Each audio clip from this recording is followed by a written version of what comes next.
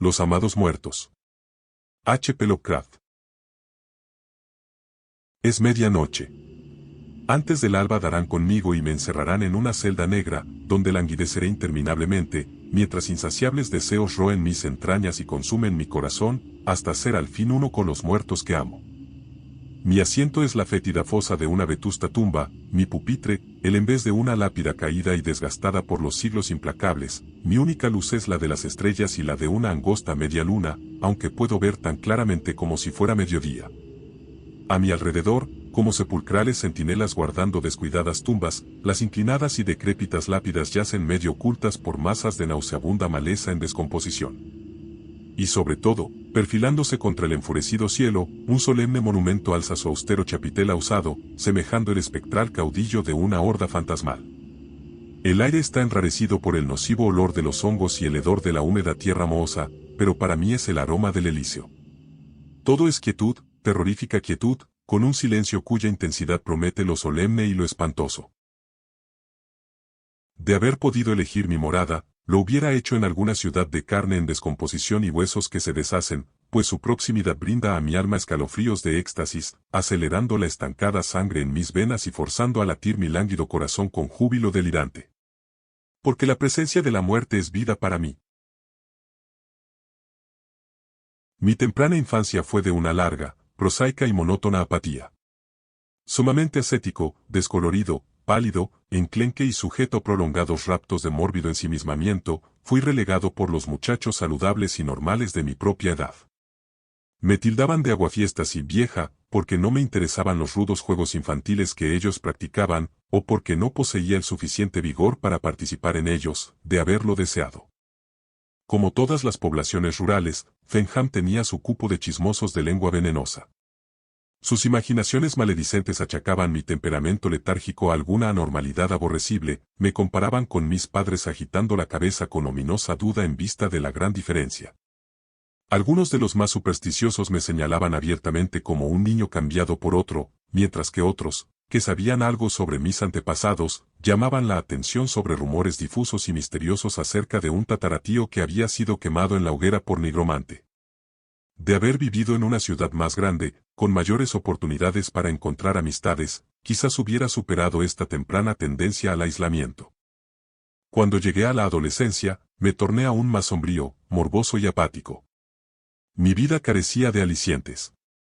Me parecía ser preso de algo que ofuscaba mis sentidos, trababa mi desarrollo, entorpecía mis actividades y me sumía en una inexplicable insatisfacción. Tenía 16 años cuando acudí a mi primer funeral. Un sepelio en Fenham era un suceso de primer orden social, ya que nuestra ciudad era señalada por la longevidad de sus habitantes. Cuando, además, el funeral era el de un personaje tan conocido como el de mi abuelo, podía asegurarse que el pueblo entero acudiría en masa para rendir el debido homenaje a su memoria. Pero yo no contemplaba la próxima ceremonia con interés ni siquiera latente. Cualquier asunto que tendiera a arrancarme de mi inercia habitual solo representaba para mí una promesa de inquietudes físicas y mentales. Cediendo ante las presiones de mis padres, y tratando de hurtarme a sus cáusticas condenas sobre mi actitud poco filial, convine en acompañarles. No hubo nada fuera de lo normal en el funeral de mi abuelo salvo la voluminosa colección de ofrendas florales, pero esto, recuerdo, fue mi iniciación en los solemnes ritos de tales ocasiones. Algo en la estancia oscurecida, el ovalado ataúd con sus sombrías colgaduras, los apiñados montones de fragantes ramilletes, las demostraciones de dolor por parte de los ciudadanos congregados, me arrancó de mi normal apatía captando mi atención. Saliendo de mi momentáneo ensueño merced a un codazo de mi madre, la seguí por la estancia hasta el féretro donde yacía el cuerpo de mi abuelo. Por primera vez, estaba cara a cara con la muerte. Observé el rostro sosegado y surcado por infinidad de arrugas, y no vi nada que causara demasiado pesar. Al contrario, me pareció que el abuelo estaba inmensamente contento, plácidamente satisfecho. Me sentí sacudido por algún extraño y discordante sentido de regocijo. Tan suave, tan furtivamente me envolvió que apenas puedo determinar su llegada. Mientras rememoro lentamente ese instante portentoso, me parece que debe haberse originado con mi primer vistazo a la escena del funeral, estrechando silenciosamente su cerco con sutil insidia. Una funesta y maligna influencia que parecía provenir del cadáver mismo me aferraba con magnética fascinación. Mi mismo ser parecía cargado de electricidad estática y sentí mi cuerpo tensarse involuntariamente. Mis ojos intentaban traspasar los párpados cerrados del difunto y leer el secreto mensaje que ocultaban. Mi corazón dio un repentino salto de júbilo impío batiendo contra mis costillas con fuerza demoníaca, como tratando de librarse de las acotadas paredes de mi caja torácica. Una salvaje y desenfrenada sensualidad complaciente me envolvió. Una vez más, el vigoroso codazo maternal me devolvió a la actividad. Había llegado con pies de plomo hasta el ataúd tapizado de negro, me alejé de él con vitalidad recién descubierta. Acompañar cortejo hasta el cementerio con mi ser físico inundado de místicas influencias vivificantes. Era como si hubiera bebido grandes sorbos de algún exótico elixir. Alguna abominable poción preparada con las blasfemas fórmulas de los archivos de Belial.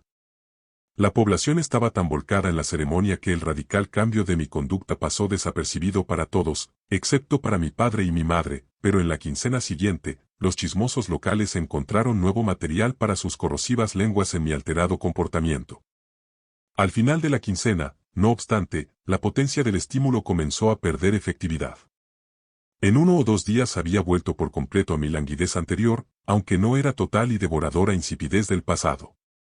Antes, había una total ausencia del deseo de superar la inactividad, ahora, vagos e indefinidos desasosiegos me turbaban. De puertas afuera, había vuelto a ser el de siempre, y los maledicentes buscaron algún otro sujeto más propicio. Ellos, de haber siquiera soñado la verdadera causa de mi reanimación, me hubieran rehuido como a un ser leproso y obsceno. Yo, de haber adivinado el execrable poder oculto tras mi corto periodo de alegría, me habría aislado para siempre del resto del mundo, pasando mis restantes años en penitente soledad. Las tragedias vienen a menudo de 3 en 3, de ahí que, a pesar de la proverbial longevidad de mis conciudadanos, los siguientes 5 años me trajeron la muerte de mis padres. Mi madre fue la primera, en un accidente de la naturaleza más inesperada, y tan genuino fue mi pesar que me sentí sinceramente sorprendido de verlo burlado y contrarrestado por ese casi perdido sentimiento de supremo y diabólico éxtasis. De nuevo mi corazón brincó salvajemente, otra vez latió con velocidad galopante enviando la sangre caliente a recorrer mis venas con meteórico fervor. Sacudí de mis hombros el fatigoso manto de inacción, solo para reemplazarlo por la carga, infinitamente más horrible, del deseo repugnante y profano. Busqué la cámara mortuoria donde yacía el cuerpo de mi madre, con el alma sedienta de ese diabólico néctar que parecía saturar el aire de la estancia oscurecida. Cada inspiración me vivificaba, lanzándome a increíbles cotas de seráfica satisfacción. Ahora sabía que era como el delirio provocado por las drogas y que pronto pasaría, dejándome igualmente ávido de su poder maligno, pero no podía controlar mis anhelos más de lo que podía deshacer los nudos gordianos que ya enmarañaban la madeja de mi destino. Demasiado bien sabía que, a través de alguna extraña maldición satánica, la muerte era la fuerza motora de mi vida, que había una singularidad en mi constitución que solo respondía a la espantosa presencia de algún cuerpo sin vida. Pocos días más tarde, frenético por la bestial intoxicación de la que la totalidad de mi existencia dependía, me entrevisté con el único enterrador de Fenham y le pedí que me admitiera como aprendiz. El golpe causado por la muerte de mi madre había afectado visiblemente a mi padre. Creo que de haber sacado a relucir una idea tan trasnochada como la de mi empleo en otra ocasión, la hubiera rechazado enérgicamente. En cambio, agitó la cabeza aprobadoramente, tras un momento de sobria reflexión. Qué lejos estaba de imaginar que sería el objeto de mi primera lección práctica. También él murió bruscamente, por culpa de alguna afección cardíaca insospechada hasta el momento. Mi octogenario patrón trató por todos los medios de disuadirme de realizar la inconcebible tarea de embalsamar su cuerpo, sin detectar el fulgor entusiasta de mis ojos cuando finalmente logré que aceptara mi condenable punto de vista. No creo ser capaz de expresar los reprensibles, los desquiciados pensamientos que barrieron en tumultuosas olas de pasión mi desbocado corazón mientras trabajaba sobre aquel cuerpo sin vida. Amor sin par era la nota clave de esos conceptos, un amor más grande, con mucho, que el que más hubiera sentido hacia él cuando estaba vivo. Mi padre no era un hombre rico, pero había poseído bastantes bienes mundanos como para ser lo suficientemente independiente. Como su único heredero, me encontré en una especie de paradójica situación. Mi temprana juventud había sido un fracaso total en cuanto a prepararme para el contacto con el mundo moderno, pero la sencilla vida de Fenham, con su cómodo aislamiento, había perdido sabor para mí. Por otra parte, la longevidad de sus habitantes anulaba el único motivo que me había hecho buscar empleo. La venta de los bienes me proveyó de un medio fácil de asegurarme la salida y me trasladé a Baiboro, una ciudad a unos 50 kilómetros. Aquí, mi año de aprendizaje me resultó sumamente útil. No tuve problemas para lograr una buena colocación como asistente de la corporación Gresham, una empresa que mantenía las mayores pompas fúnebres de la ciudad. Incluso logré que me permitieran dormir en los establecimientos, porque ya la proximidad de la muerte estaba convirtiéndose en una obsesión. Me apliqué a mi tarea con celo inusitado. Nada era demasiado horripilante para mi impía sensibilidad, y pronto me convertí en un maestro en mi oficio electo. Cada cadáver nuevo traído al establecimiento significaba una promesa cumplida de impío regocijo, de irreverentes gratificaciones, una vuelta al arrebatador tumulto de las arterias que transformaba mi hosco trabajo en devota dedicación, aunque cada satisfacción carnal tiene su precio. Llegué a odiar los días que no traían muertos en los que refocilarme, y rogaba a todos los dioses obscenos de los abismos inferiores para que dieran rápida y segura muerte a los residentes de la ciudad. Llegaron entonces las noches en que una sigilosa figura se deslizaba subrepticiamente por las tenebrosas calles de los suburbios, noches negras como boca de lobo, cuando la luna de la medianoche se oculta tras pesadas nubes bajas. Era una furtiva figura que se camuflaba con los árboles y lanzaba esquivas miradas sobre su espalda, una silueta empeñada en alguna misión maligna. Tras una de esas noches de merodeo, los periódicos matutinos pudieron vocear a su clientela ávida de sensación los detalles de un crimen de pesadilla, columna tras columna de ansioso morbo sobre abominables atrocidades, párrafo tras párrafo de soluciones imposibles, y sospechas contrapuestas y extravagantes. Con todo, yo sentía una suprema sensación de seguridad, pues ¿quién, por un momento, recelaría que un empleado de pompas fúnebres, donde la muerte presumiblemente ocupa los asuntos cotidianos, abandonaría sus indescriptibles deberes para arrancar a sangre fría la vida de sus semejantes? Planeaba cada crimen con astucia demoníaca, variando el método de mis asesinatos para que nadie lo supusiera obra de un solo par de manos ensangrentadas. El resultado de cada incursión nocturna era una estática hora de placer, pura y perniciosa, un placer siempre aumentado por la posibilidad de que su deliciosa fuente fuera más tarde asignada a mis deleitados cuidados en el curso de mi actividad habitual. De cuando en cuando, ese doble y postrer placer tenía lugar, recuerdo escaso y delicioso. Durante las largas noches en que buscaba el refugio de mi santuario, era incitado por aquel silencio de mausoleo a idear nuevas e indecibles formas de prodigar mis afectos a los muertos que amaba, los muertos que me daban vida. Una mañana, el señor Gresham acudió mucho más temprano de lo habitual, llegó para encontrarme tendido sobre una fría losa, hundido en un sueño monstruoso, con los brazos alrededor del cuerpo rígido, tieso y desnudo de un fétido cadáver. Con los ojos llenos de entremezcla de repugnancia y compasión, me arrancó de mis salaces sueños. Educada pero firmemente, me indicó que debía irme, que mis nervios estaban alterados, que necesitaba un largo descanso de las repelentes tareas que mi oficio exige, que mi impresionable juventud estaba demasiado profundamente afectada por la funesta atmósfera del lugar. Cuán poco sabía de los demoníacos deseos que espoleaban mi detestable anormalidad. Fui suficientemente juicioso como para ver que el responder solo le reafirmaría en su creencia de mi potencial locura, resultaba mucho mejor marcharse que invitarle a descubrir los motivos ocultos tras mis actos. Tras eso, no me atreví a permanecer mucho tiempo en un lugar por miedo a que algún acto abierto descubriera mi secreto a un mundo hostil. Vagué de ciudad en ciudad, de pueblo en pueblo. Trabajé en depósitos de cadáveres, rondé cementerios, hasta un crematorio, cualquier sitio que me brindara la oportunidad de estar cerca de la muerte que tanto anhelaba. Entonces llegó la Guerra Mundial. Fui uno de los primeros en alistarme y uno de los últimos en volver. 4 años de infernal osario ensangrentado, nauseabundo légamo de trincheras anegadas de lluvia, mortales explosiones de histéricas granadas, el monótono silbido de balas sardónicas, humeantes frenesíes de las fuentes del flegetón, letales humaredas de gases venenosos, grotescos restos de cuerpos aplastados y destrozados, 4 años de trascendente satisfacción. En cada vagabundo hay una latente necesidad de volver a los lugares de su infancia. Unos pocos meses más tarde, me encontré recorriendo los familiares y apartados caminos de Fenhan. Deshabitadas y ruinosas granjas se alineaban junto a las cunetas, mientras que los años habían deparado un retroceso igual en la propia ciudad. Apenas había un puñado de casas ocupadas, aunque entre ellas estaba la que una vez yo considerara mi hogar.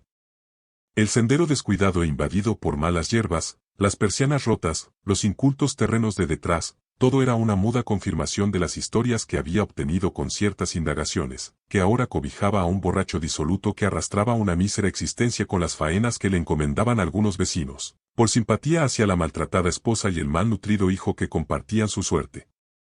Con todo esto, el encanto que envolvía los ambientes de mi juventud había desaparecido totalmente, así, acuciado por algún temerario impulso errante, volví mis pasos a Baiboro. Aquí, también los años habían traído cambios, aunque en sentido inverso. La pequeña ciudad de mis recuerdos casi había duplicado su tamaño a pesar de su despoblamiento en tiempo de guerra. Instintivamente busqué mi primitivo lugar de trabajo, descubriendo que aún existía, pero con nombre desconocido y un sucesor de sobre la puerta, puesto que la epidemia de gripe había hecho presa del señor Gresham, mientras que los muchachos estaban en ultramar. Alguna fatídica disposición me hizo pedir trabajo. Comenté mi aprendizaje bajo el señor Gresham con cierto recelo, pero se había llevado a la tumba el secreto de mi poco ética conducta. Una oportuna vacante me aseguró la inmediata recolocación. Entonces volvieron erráticos recuerdos sobre noches escarlatas de impíos peregrinajes y un incontrolable deseo de reanudar aquellos ilícitos placeres. Hice a un lado la precaución, lanzándome a otra serie de condenables desmanes. Una vez más, la prensa amarilla dio la bienvenida a los diabólicos detalles de mis crímenes, comparándolos con las rojas semanas de horror que habían pasmado a la ciudad años atrás. Una vez más la policía lanzó sus redes, sacando entre sus enmarañados pliegues, nada. Mi sed del nocivo néctar de la muerte creció hasta ser un fuego devastador, y comencé a acortar los periodos entre mis odiosas explosiones.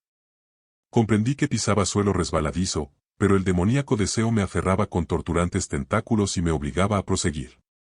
Durante todo este tiempo, mi mente estaba volviéndose progresivamente insensible a cualquier otra influencia que no fuera la satisfacción de mis enloquecidos anhelos.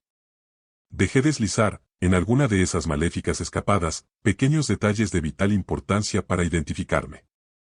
De cierta forma, en algún lugar, dejé una pequeña pista, un rastro fugitivo, detrás, no lo bastante como para ordenar mi arresto, pero sí lo suficiente como para volver la marea de sospechas en mi dirección. Sentía el espionaje, pero aún así era incapaz de contener la imperiosa demanda de más muerte para acelerar mi enervado espíritu. Enseguida llegó la noche en que el estridente silbato de la policía me arrancó de mi demoníaco solaz sobre el cuerpo de mi postrer víctima, con una ensangrentada navaja todavía firmemente asida. Con un ágil movimiento, cerré la hoja y la guardé en el bolsillo de mi chaqueta. Las porras de la policía abrieron grandes brechas en la puerta. Rompí la ventana con una silla, agradeciendo al destino haber elegido uno de los distritos más pobres como morada. Me descolgué hasta un callejón mientras las figuras vestidas de azul irrumpían por la destrozada puerta. Huí saltando inseguras vallas, a través de mugrientos patios traseros, cruzando míseras casas destartaladas, por estrechas calles mal iluminadas. Inmediatamente, pensé en los boscosos pantanos que se alzaban más allá de la ciudad, extendiéndose unos 60 kilómetros hasta alcanzar los arrabales de Fenham.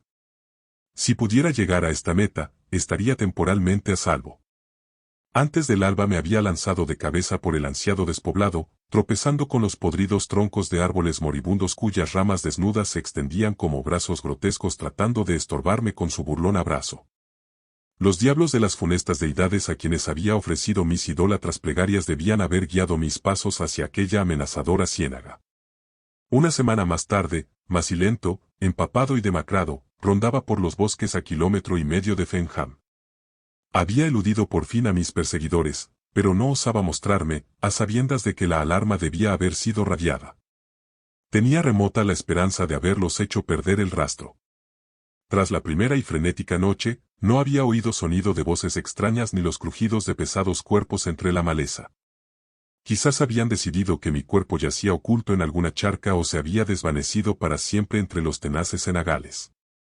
El hambre raía mis tripas con agudas punzadas, y la sed había dejado mi garganta agotada y reseca.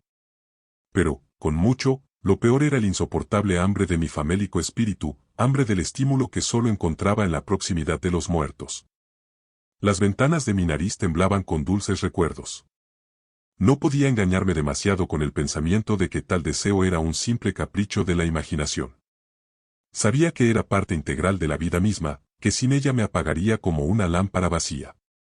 Reuní todas mis restantes energías para aplicarme en la tarea de satisfacer mi inicuo apetito.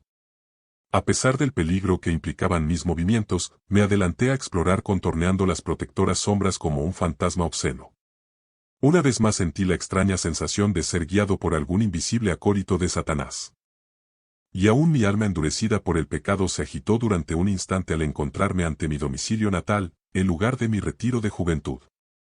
Luego, esos inquietantes recuerdos pasaron. En su lugar llegó el ávido y abrumador deseo. Tras las podridas cercas de esa vieja casa aguardaba mi presa. Un momento más tarde había alzado una de las destrozadas ventanas y me había deslizado por el alféizar. Escuché durante un instante, con los sentidos alerta y los músculos listos para la acción. El silencio me recibió. Con pasos felinos recorrí las familiares estancias, hasta que unos ronquidos estentóreos indicaron el lugar donde encontraría remedio a mis sufrimientos. Me permití un vistazo de éxtasis anticipado mientras franqueaba la puerta de la alcoba.